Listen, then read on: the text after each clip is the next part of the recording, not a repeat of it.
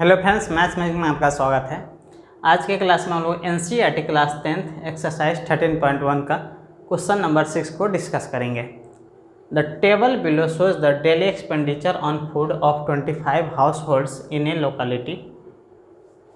किसी लोकेलिटी के 25 house holds का फूड पर क्या डेली एक्सपेंडिचर है उसका एक टेबल दिया हुआ है। Find the mean daily expenditure on food by a suitable method. Mean निकालना है डेली एक्सपेंडिचर का एक सुटेबल मेथड के द्वारा।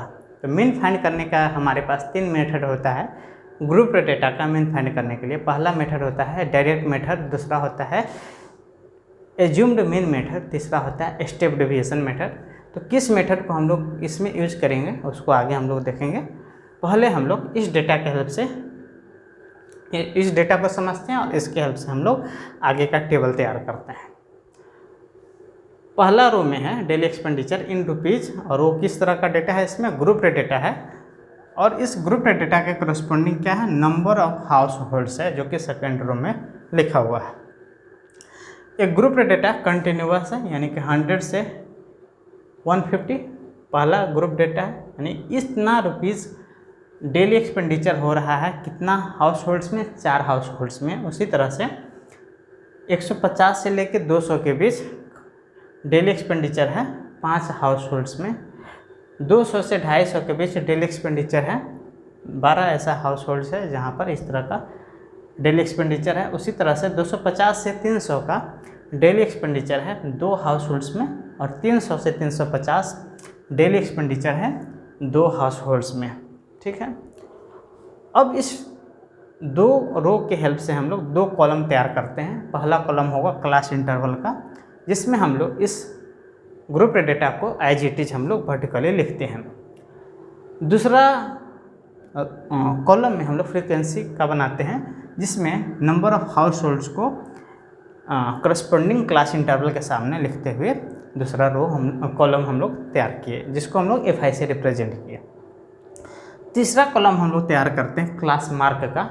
ग्रुप डेटा का मीन फाइंड करने के लिए हम लोगों को क्लास इंटरवल के हेल्प से क्लास मार्क का एक कॉलम तैयार करना होता है, और वो क्लास मार्क होता है इस सभी क्लास इंटरवल का क्या होता है, मिड वैल्यू जो होगा वही क्लास मार्क होता है। तो पहला क्लास इंटरवल का मिड वैल्यू पहला क्लास मार्क, उसी तरह से दूसरा क्लास इंटरवल का मिड वैल्यू दूसरा क्लास मार्क, इसी तरह से सभी क्लास इंटरवल के करस्पॉन्डिंग एक एक क्लास मार्क होगा। अब इस क्लास मार्क का क्या यूज होता है मीन फाइंड करने में, कि हम लोग ये इतना एज्यूम कर लेते हैं कि ये जो 100 से 150 के बीच जो डेली एक्सपेंडिचर है, ऐसा 4 हाउस होल्ड्स होगा जहाँ पर इसके बीच का डेली एक्सपेंडिचर होता है। लेकिन ये सभी डाटा इसी के बीच वैरी कर रहा होगा। तो हम लोग ऐसा मान लेते हैं कैलकुलेशन को ईजी बनाने के लिए कि इस 4 हाउस होल्ड्स में इसके मिड वैल्यू या इसका एवरेज वैल्यू जो होगा, अपर और लोअर लिमिट जो है क्लास इंटरवल का, इसका एवरेज वैल्यू के बराबर ही डेली एक्सपेंडिचर होगा 4 हाउस होल्ड्स में। उसी तरह से सभी क्लास मार्क के अलोंग ही करस्पॉन्डिंग फ्रीक्वेंसी होगा। तो ऐसा हम लोग मान लिए, यहाँ से जो मीन फाइंड होगा वो क्या होगा, अप्रोक्सीमेट मीन होगा, क्योंकि ज़रूरी नहीं है कि 4 हाउस होल्ड्स में सबका डेली एक्सपेंडिचर 125 ही हो। हम लोग कैलकुलेशन को ईजी बनाने के लिए इसके अलोंग हम लोग मान लेते हैं कि 4 फ्रीक्वेंसी है सभी क्लास मार्क के अलोंग। इसके अलोंग सेकंड के लिए 5 है, थर्ड के लिए 12 है। लेकिन ज़रूरी नहीं है कि यहाँ पर अगर 225 क्लास मार्क है, इसका मतलब ये नहीं है कि सभी 12 हाउस होल्ड्स का डेली एक्सपेंडिचर 225 ही होगा। 200 से 250 के बीच कुछ भी हो सकता है। बस कैलकुलेशन को ईजी बनाने के लिए हम लोग इसको यूज करते हैं। अब हम लोग XI का कॉलम तैयार कर लिए। अब उस XI के सभी एलिमेंट्स को अगर हम FI के करस्पॉन्डिंग एलिमेंट से मल्टीप्लाई करें और फिर उसके बाद उस सबको सम करें, यानी कि FI XI का एक कॉलम तैयार करें, और फिर हम लोग summation FI XI by summation FI अगर सॉल्व करके और उसका जो वैल्यू निकालते हैं, तो वहाँ से जो मीन मिलेगा उसको हम लोग बोलेंगे डायरेक्ट मेथड। उस मेथड को बोलेंगे डायरेक्ट मेथड। लेकिन यहाँ हम लोग देख रहे हैं कि XI के सभी एलिमेंट क्या है, बड़ा वैल्यू है, और इसको फ्रीक्वेंसी से मल्टीप्लाई करेंगे तो और बड़ा वैल्यू आ जाएगा। फिर सबको ऐड करना और बड़ा हो जाएगा, फिर फ्रीक्वेंसी के सभी एलिमेंट से डिवाइड करना, फ्रीक्वेंसी के सम के वैल्यू से डिवाइड करना, तो ये कैलकुलेशन थोड़ा लेंदी हो जाएगा, इसीलिए इस मेथड को हम लोग ना यूज़ करके अगला 2 मेथड है उसमें से किसी एक को यूज करेंगे, जैसे एज्यूम्ड मीन मेथड या स्टेप डेविएशन मेथड। तो देखते हैं कौन सा इसके लिए ज़्यादा सुटेबल होगा। इस वैल्यू को छोटा करने के लिए हम लोग क्या करते हैं, xi के सभी एलिमेंट को अगर हम देखें ध्यान से तो देख रहे हैं कि सब इंक्रीजिंग ऑर्डर में है, तो इसका मिडिल का जो वैल्यू होगा उसको एक a से रिप्रेजेंट करते हैं, इस वैल्यू को a से, और इसको हम लोग बोलते हैं एज्यूम्ड मीन। a को क्या बोलेंगे, एज्यूम्ड मीन। तो इस बीच वाले वैल्यू को हम लोग एज्यूम्ड मीन मान लेते हैं। अब इस एज्यूम्ड मीन को सभी क्लास मार्क के सभी एलिमेंट से माइनस करते चलते हैं, और माइनस करने के बाद जो वैल्यू होता है उस सब क्या हो गया, डिविएशन उसको बोलेंगे। तो यहाँ से एक कॉलम हमको तैयार होता है जिसको हम लोग बोलेंगे डेविएशन का कॉलम, जिसको हम लोग DI से रिप्रेजेंट करते हैं। तो DI क्या हुआ, xi माइनस a। xi क्या हुआ, ये जो क्लास मार्क का कॉलम है इसके सभी एलिमेंट में से अगर हम एज्यूम्ड मीन को माइनस करते चले, एज्यूम्ड मीन यही है मिडिल वाला वैल्यू जिसको हमने यहाँ रिप्रेजेंट किया है। तो क्लास मार्क के सभी एलिमेंट से अगर एज्यूम्ड मीन को माइनस करते हुए चले तो जो जो एलिमेंट मिलेगा सब हो गया हमारा डेविएशन। पहला क्लास मार्क से अगर एज्यूम्ड मीन को माइनस करेंगे तो पहला डेविएशन, दूसरा क्लास मार्क से एज्यूम्ड मीन को माइनस करेंगे तो दूसरा डेविएशन, तीसरा क्लास मार्क से एज्यूम्ड मीन को माइनस करेंगे तो तीसरा डेविएशन। इसी तरह से हमको 5 डेविएशन मिलेगा सभी क्लास मार्क के करस्पॉन्डेंट। इस कॉलम को हम लोग बोलते हैं DI यानी डेविएशन का कॉलम।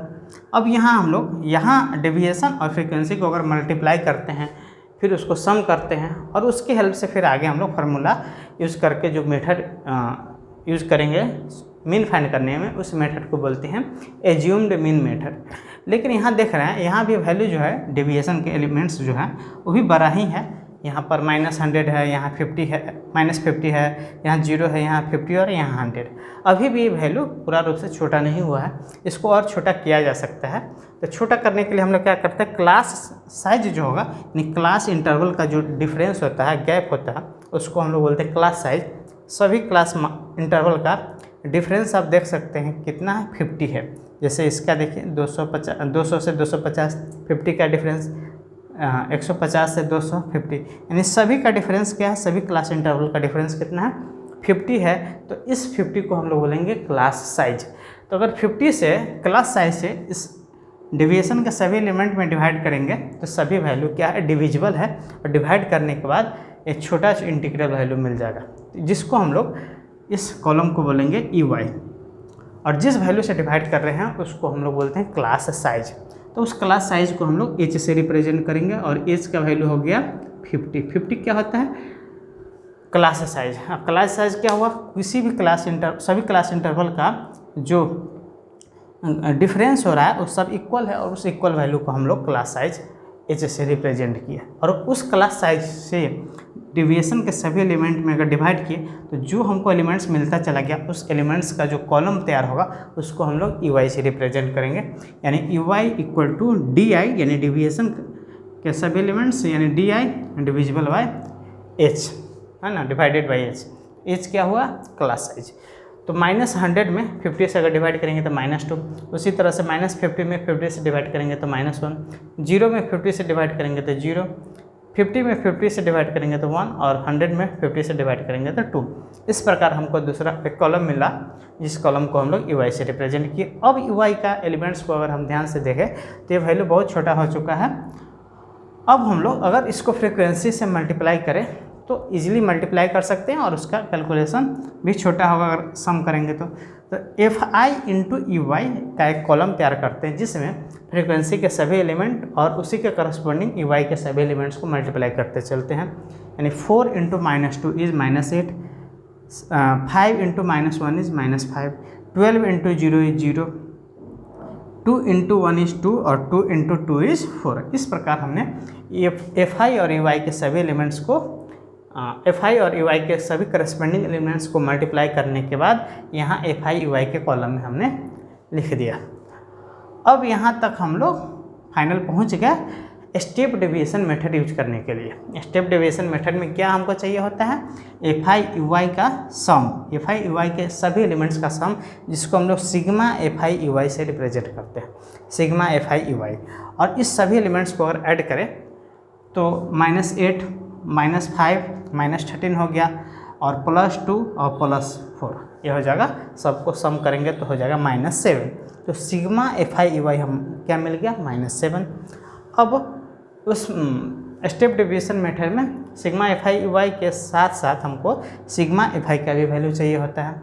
तो सिग्मा एफ आई का मतलब हो गया फ्रीक्वेंसी के सभी वैल्यूज़ का सम। तो इस सब को ऐड करने पे कितना मिलता है, 25। यानी 25 हम लोग यहाँ से देख सकते हैं, एक यही एफ आई का सिग्मा एफ आई है, या total number of house holds जो है वही हुआ ये फ्रीक्वेंसी का सम।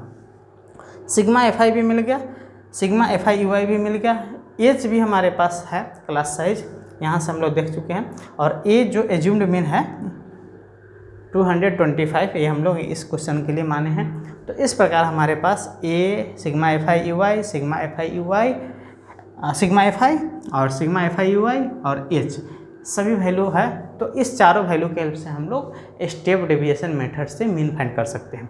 तो उसका फार्मूला क्या होता है मीन फाइंड करने के लिए, by step deviation method, step deviation method हम लोग ये मेथड से मीन फाइंड कर रहे हैं।